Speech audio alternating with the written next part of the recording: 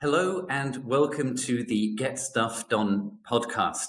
My name is Gordon Dudley, your host, and I am absolutely thrilled to be bringing you another episode of the podcast with a fantastic special guest.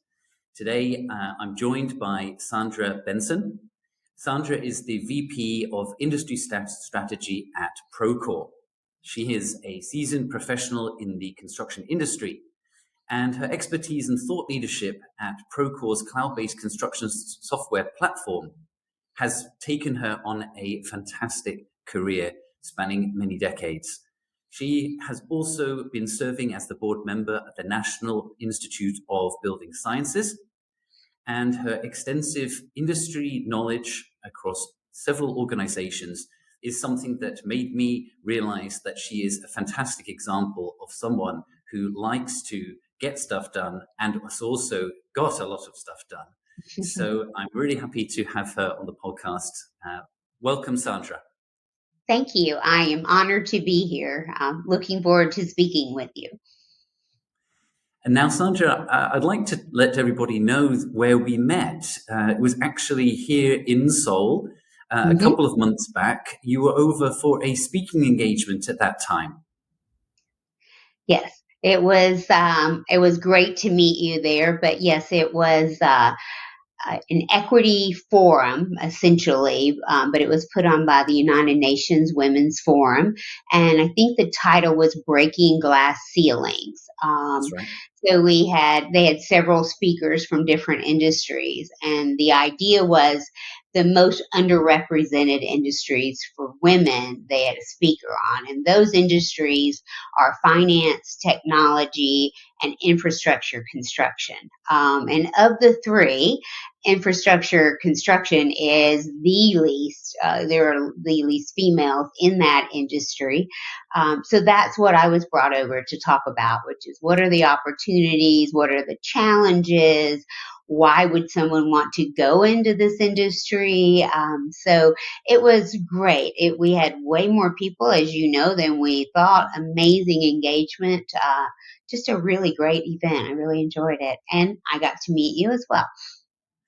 And it seems, for me, I do a certain amount of public speaking and events that I host, but you also seem really comfortable and natural on stage.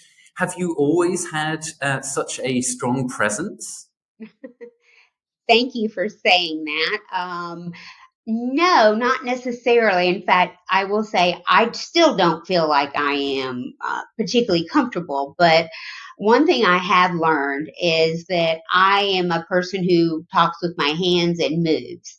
So I have very much learned that if you put me behind a lectern and just, like I do that it's just not the way I work. So I have found that my best presentations are ones where I can move around, sort of look at different parts of the audience. And yeah, and I think the other thing when I first started doing some public speaking is I felt like I had to sort of follow a script and make sure that because I was nervous. And I've actually learned now, I just do an outline and then I just speak as if you and I are speaking.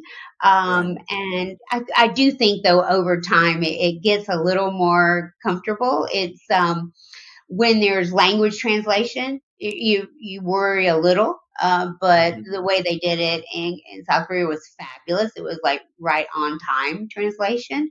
I have spoken in China, which is a little more interesting because you say a few words, pause, and then the translator speaks, and then you say, and that is a little. It knocks you off your game, I guess you would say, Right. a little bit. The flow is interrupted to a certain Right. extent. Okay. So as you know, the title and topic of this podcast is Getting Stuff Done. And if you look at your track records, there is no doubt on any kind of measure that you have achieved a tremendous amount. What is it that really drives you? What is it that kind of makes you get out of bed every morning and just go and get so much stuff done, quite simply? So first, I'd like to say that every single morning I wake up and I'm excited, and that wouldn't exactly be true. However, for the most part, that is true, and I think it relates to doing what you love. Okay. So for me, I love what I do. And when I say that, it is the company I work for, but it's also the industry. Mhm. I love the construction industry. I think it's offered me amazing opportunities that I don't think I would have ever had anywhere else. And now, for two things I enjoy. One is helping more women come into the industry. But Mhm. secondly, is to see technology has finally got, with the idea of cloud computing and collaborative platform, I actually believe we can make real progress in this industry. Where I don't know that I saw that, we'll say, 5 or 6 years ago. So, yeah, I feel like I want to put my stamp on it before I go right off into the sunset. And speaking is something I enjoy, not just public speaking, but just talking with people about that and learning, which is really nice. Yeah. But I mean, most people, they keep they're pretty much busy doing their like day job, and that usually is kind of enough for them. But you add entire extra layers of work and engagements. It seems you have a kind of a mission to do more. Where has that come from? Has that something that right at the start of your career you were doing kind of like more than average, or I don't think so in the beginning. I think I was pretty, just focused on trying to do my job Mhm. and, overstressed, not as confident, that kind of thing. I will say I started teaching Pilates like about 20 years ago. And I did that because I loved how it made me feel. So that was something I did on the side and actually still do. This part now is for me, it's the best time because yes, I do have my job at Procore, which I love, but it was such an honor, literally an honor to serve on the board of directors of this National Institute of Building Sciences. And so, does that mean I work a little more? Yes, it does. But I think there's so many things going on in our world in the built environment. There's so many natural and man-made disasters, unfortunately, that are happening. So it is work, but it's rewarding in that you're trying to see what can we do with these kind of things to build more resilient buildings, or how do we do mitigation. And this board actually advises. We were established by the U.S. Congress, and we report to the president once a year. So that's a big honor. So from that perspective, I don't mind the extra work. Okay. It doesn't feel like work in that sense, I guess. Yes, Okay. it doesn't. So, w- tell us a little bit about what your kind of personal technique is for having a good day, making sure that you get what you need to get done. Like, do you have any kind of special techniques or strategies that allow you to do those things? I do, and they have evolved over time. Okay. I am a fairly type A person. So it was very difficult for me. I was always like, have to get everything done before I leave. And this was, earlier on.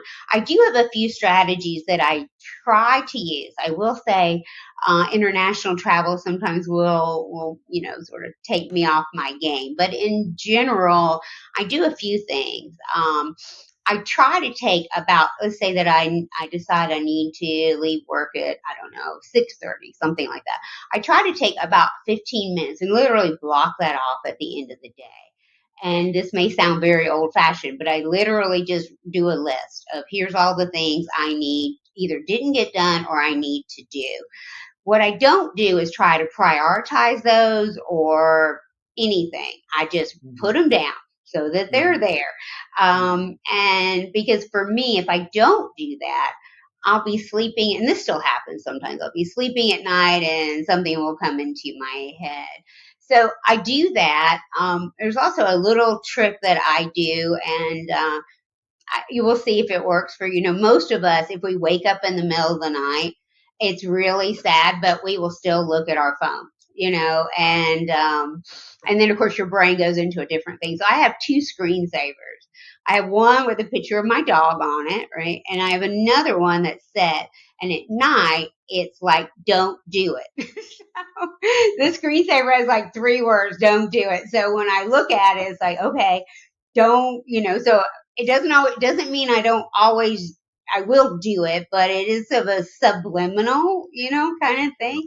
It's silly, but using technology is Sure. good from that perspective. The morning thing is interesting. I don't know about you. I have heard so much and I believe so much in the power of meditation. So I'll say that. On the other hand, I think I am the worst meditator in the world. I have tried it. I have done guided. I've been seated. I've been trying not to think, all kinds of things because I seriously think it's very good for you. But what I do, I found this little it's a website I could or an app, but basically it has 5 minute, 10 minute, 20 minute, Mhm. whatever. But there is Mhm. a 5 minute called morning meditation. And I figure, I can do 5 minutes. And I do it before I even get out of bed because once I get out of bed and look at this thing, it's game over. And so it's set as right with my alarm. And Okay. it's really nice. It's like, good morning, welcome to another day, whatever it is. And honestly, that kind of helps put me in the right frame of mind. Secondly, I believe, and you asked about public speaking as well, I believe it's really important to breathe properly, to really breathe properly for your health, for your posture, for, your sense of authority, any of those kind of things. So we have, Pilates has a sort of exercise called the wall. I could show it to you at some point, but essentially it's just sort of lining yourself against a wall and, Okay. making sure your neck is long and your shoulders are down. So it really helps you. I do that a lot too before I go, even like before this or public speaking, because it resets me. My brain is like, I'm in my body, right? That's So good. I do that. I have tried to say, okay, I'm not going to look at this phone or anything. I'm just going to start, in the morning. But unfortunately, I usually do look at fires. Okay, what happened overnight that, is there something that's just burning? And, there usually is something, one or two. But as I mentioned, that list that I do at night, first Mhm. thing I do in the morning is try to prioritize that list. Okay. So if I try to do that at night, then I'm already scheduling my day in my head that night. So I try to do that in the day. And I think one of the hard things is to give yourself permission that there may be B's and C's that you just can't get to. And that's just okay. And that was really hard for me. I would work, Mhm. you know, crazy. And I think if you put something in the sea, everyone can have their own definitions, but Mhm. it would be Mhm. good to get it done, but it would be okay either if you do it tomorrow or even maybe it doesn't even get done at all. Maybe it's a nice to have. Otherwise, you can just get, and I don't know if it's true, there's always that old stereotype that women are multitasking and men are very, directly focused. I don't know if that's 100% true, but I can speak for myself. I very easily can get into multitasking. And, particularly with technology, I'm doing this, I'm doing that. Thankfully, when I'm speaking to you right now, I'm not looking at anything else. I'm speaking directly to you. So that helps me. And I would say, speaking on that, after the pandemic and that kind of thing, Mhm. I found that I was just getting really stressed. Of course, there was the pandemic going on, but we went to Zoom World. And I think when you're sitting in a meeting across from someone, you Mhm. generally aren't looking at your phone and doing things because that's rude, right? You wouldn't want to Mhm. do that. You're engaged in a conversation. But I found on a Zoom when I'm just a little square, it's like, okay, I can do this and I do that. And actually I found that I think that's a time waster. Because if you really sit and just be engaged, now when I say I do these things, it doesn't mean I don't mess them up frequently, but these are my goals. Mhm. If I am engaged in the conversation, it's actually a lot better for me. And I learned this when I was a little kid in school. I would always sit on the front row, which is, Okay. kind of strange, but I did that because I have a really good memory. And I learned if I just sat at the front row and listened, most of it went into my head and my homework was virtually none. So it's kind of the Zoom thing. It's like, okay, I'm looking at you, I'm listening to you. Yeah. And so those are, I don't know if that works for everyone, but those are some of the tricks, if you will, that I do to try to Yeah. get through what can be a very busy day. No, I mean that's absolutely fantastic, Sandra, and that's why I was definitely keen to get you on because you've illustrated a full circle. The end of day, preparing for the next day. The don't do it at night, which I absolutely love. Definitely guilty of that. The morning start and then getting you through the day as well. I think I need to try that wall technique as well. Yes, That sounds like a really it's good one. very easy, and I will be happy to show it to you. It's very easy to do, and it just centers you because you do speaking as well. And even if you don't do speaking, just to kind of like get your head out of whatever you were doing before you're actually sitting and speaking with someone. Hmm. Hmm. And you mentioned a little bit about how you are in an industry that does have such little female representation, and sitting here in Korea, which if we look at the Economist's glass ceiling index, it's basically always a competition between Korea and Japan as to who can have the worst rating in that aspect. You said that it's something now that you're trying to help and try to improve. Is there anything, you're based in the US, is there anything that you've seen recently which is kind of, any significant developments or anything, changes that have come about which kind of give you, signs of hope which can maybe make the outlook better? Because I think that still the fact that we have to have an International Women's Day, for example, right? I mean, I Yes. I, I want to be in a world where we don't need to have these kind of things because it's Yes. just normal, right? I agree. Absolutely. One of the things I always say is I frequently get introduced to, here's Sandra, she's a woman in construction. And, I wouldn't say, oh, here's Bob, he's a man in construction. No one would ever would do Now that, in right? tech Um, world, yeah, so I look forward to the day that I'm just introduced as Sandra, and if someone asks me what I do, I work in construction. for sure. I don't know when that's going to happen, but I do think it will. In all honesty, do I think we'll ever get 50-50 parity? I really don't. But, certain industries you don't. However, I want to at least work towards 34. I don't know what the right ratio is, but I don't see that we're going to snap our fingers and it be 50%, right? And I think I mentioned in Korea, like if you look at the nursing industry, that's not 50-50 male and female. So, but it does need to be much more than it is. So I've seen a lot lately that I've been very pleased with. I think even things like the United Nations Women's Forum, even just doing what we just did was Hmm. very, very inspiring, I think, for a lot of the women there who wanted to see someone who looked like them or, was like, okay, well, wait a minute, maybe that really is good. I've also seen a lot of training now.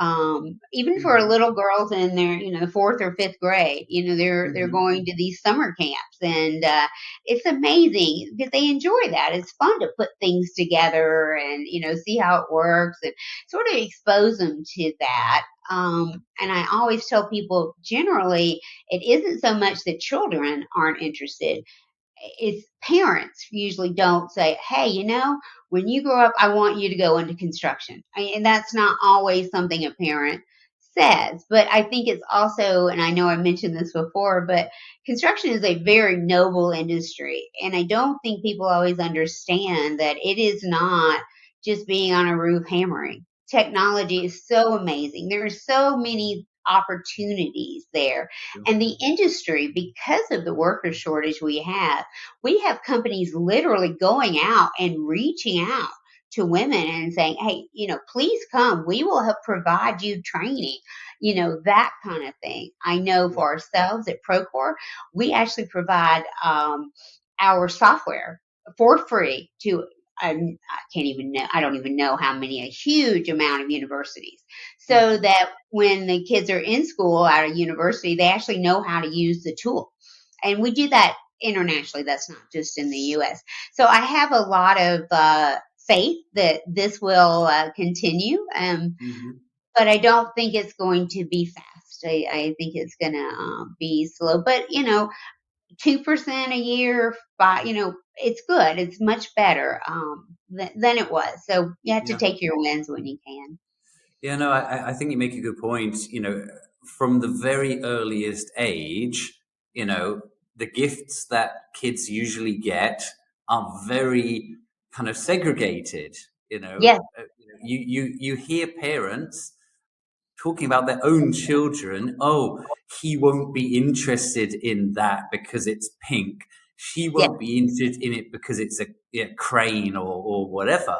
And right. it really starts from such a young age. And then of course, if that's kind of put into you from such an early age, there's a certain inevitability that later on there will be tendencies to go in one direction or another.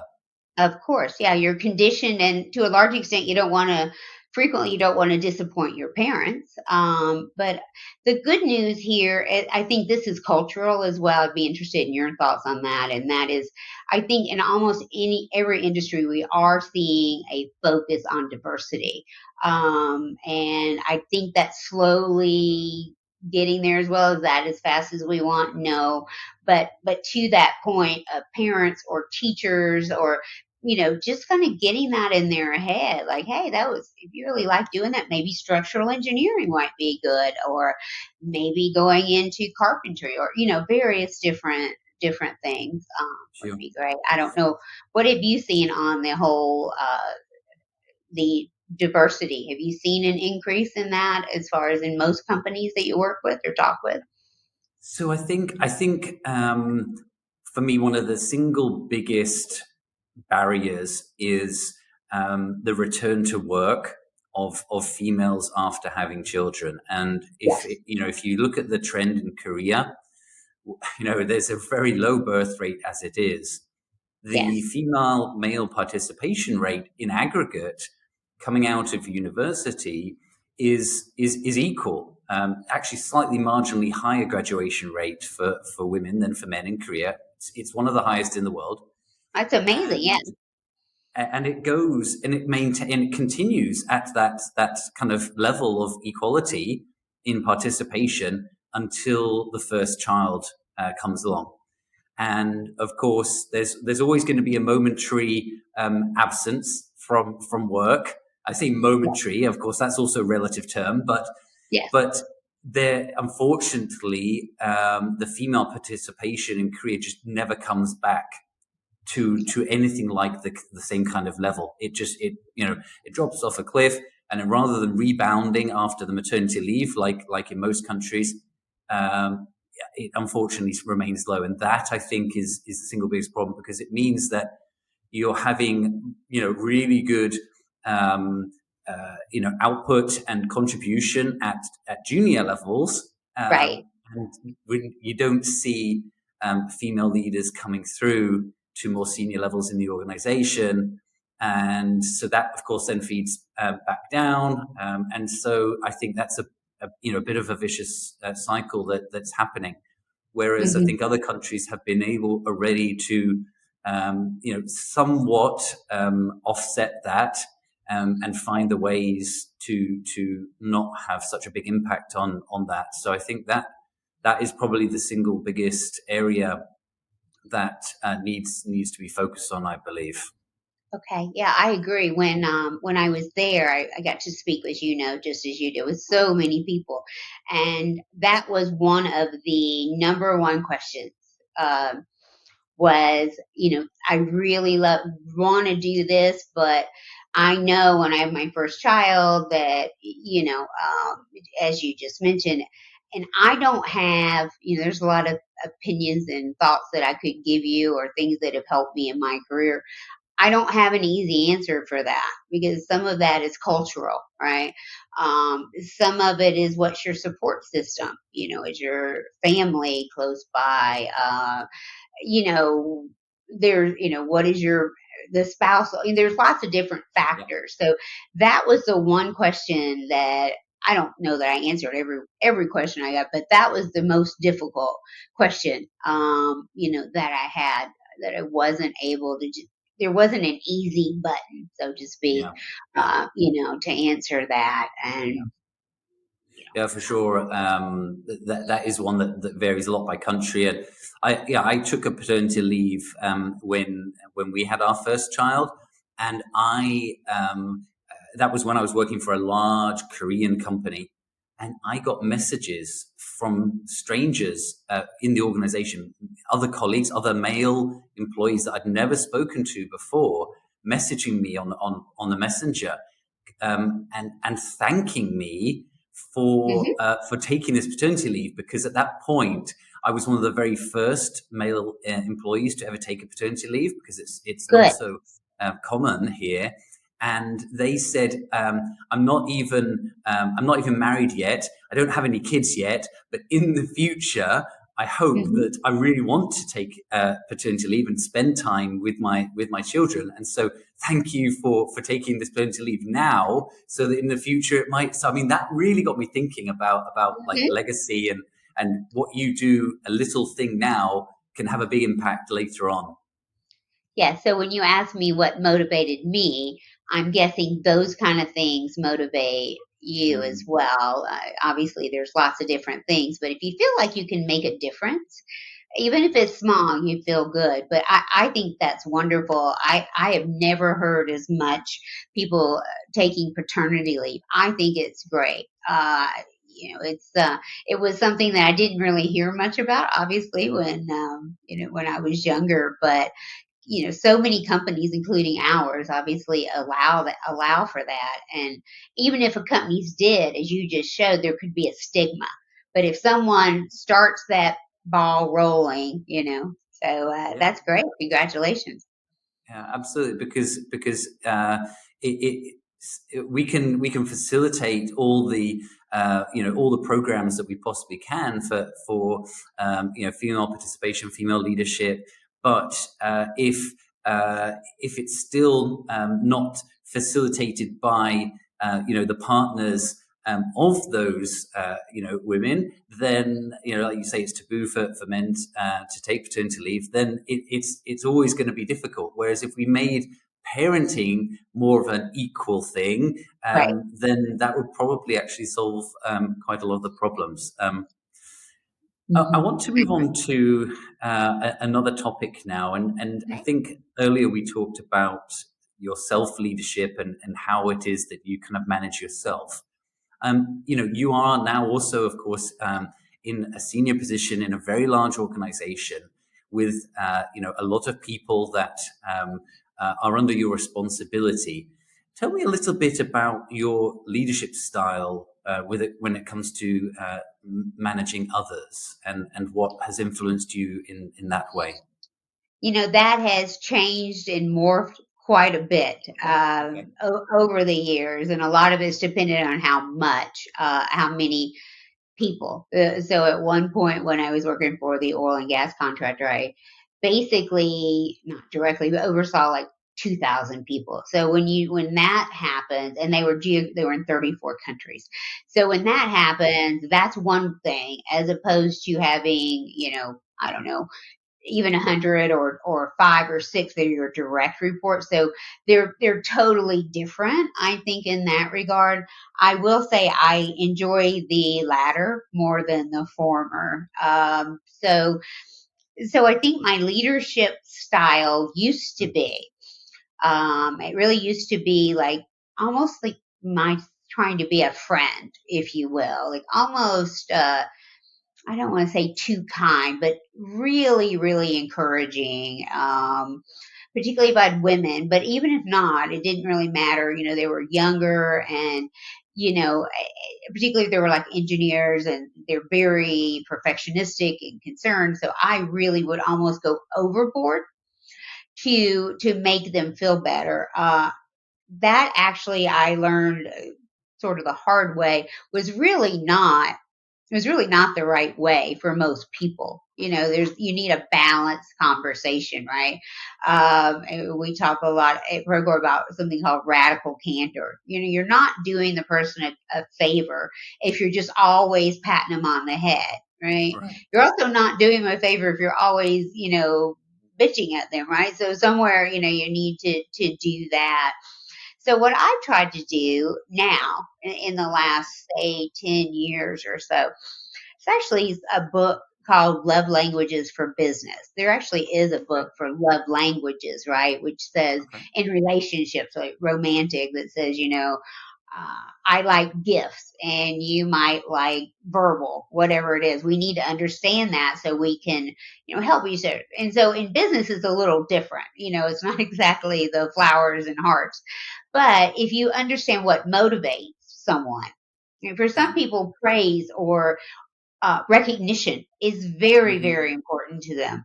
For other people, money and that kind of thing is very important. So, Hmm. what I've tried to do, particularly with direct reports, is to understand. And you don't bring them in and say, "Hey, what?" But over time, you have conversations, and I think if you can try to break it down to 3 or 4 things that, so it isn't one size fits all. Sure.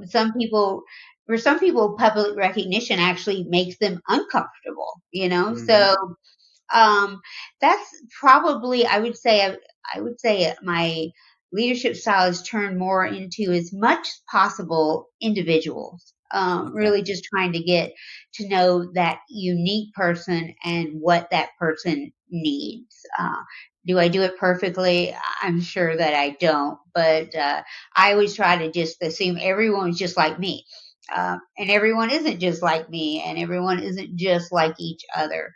So I don't know if that helps, but I've actually found that to be quite, because if you think about the Myers Briggs, you got the Hmm. INTJ, that's too much. Like my brain is like, I don't know, they're introvert, whatever. But for me, quickly, I just need something quickly to remember. This person really, likes this or doesn't like this. So, Definitely. um, Definitely. yeah, Yeah. No. No. I mean, that essentially, that's a kind of like leadership agility, right? And you're personalizing it, and I think that's a good one. Um, you know, I, that one of the frameworks which they talk about is situational leadership. That's kind of the framework of what you've described exactly. right. Do you find that you yourself assume different kind of identities depending on the organization or the group that you're in? Yes. Absolutely. Some of that has to do with the culture. When I was at AWS, the culture was quite different than where I am now and where I've been before. And everyone talks about culture, but regardless if you have a big thing on the wall about your culture or anything, there's a culture in every company, and understanding that is important. And sometimes I guess so. I think that has a little bit to do with the management style as well. If someone's coming down, if it's a really harsh environment for me, I'm not doing my employees a service if I just coddle them because I'm taking on that slack, but also as they move up, they're not going to be used to this, right? And I'm not saying what's a good culture or a bad, but there are differences in how companies, how they work with their employees and what they expect and how they reward employees. So Hmm. yeah, Hmm. quite different. I thankfully now really I'm happy that I'm at a company that actually I can work with employees the way that's best for them. So Right, right. good if you can find that. So the two main kind of foundations of the Get Stuff Done project are building transferable skills, but also trying to understand, personally what it is that you really want to do, like how to find, like you said, the thing that you love, in order that you can, feel more satisfied and fulfilled. If I were to ask you, for people who are maybe in that situation, not really feeling that they are enjoying what they do and not really sure what to do, Yes. any advice to try to find that match, that kind of thing that you love? Well, that's a hard one. Let's just say that. So, for example, I have an accounting degree. I don't Okay, use it. I don't. Nothing against accounting. It doesn't fit me. But even in the engineering company that I went to work for, so I guess here's what I would say. My personal experience has been to try to see if there's something within the organization that you're already in. So okay, for me, I was in the engineering group, that's all fine, but we were bringing in new technology. And, this is a long time ago, it was an ERP system, which, anyway, long time ago. But I was like, that sounds kind of interesting. I'd really like to get involved with that. So I raised my hand, and hmm, now I mean, I obviously work quite a bit, I'm actually work more with construction than even the engineering, but most of mine is bringing technology with the industry. And so I think that's really fun. So that was one way. If you can do that, depending on the size of your company, those kind of things. But to be really transparent, I think it's hard to just say, well, because sometimes you don't know what you're passionate about. When you think maybe it's this, but maybe it's yeah, that. Now, I will say this. I think everyone thinks their route to success should be this way. Mine, if you ever look at my career, is really crazy. It's been like this and that, whatever. And you have to also not be scared to take a step back, okay, which is something that I did, and it was very hard for me. CIO at a company, great company, loved it, traveled all the time, which was and I'm gone 3 weeks out of four, that whole thing. But it's a very prestigious job, and I loved it.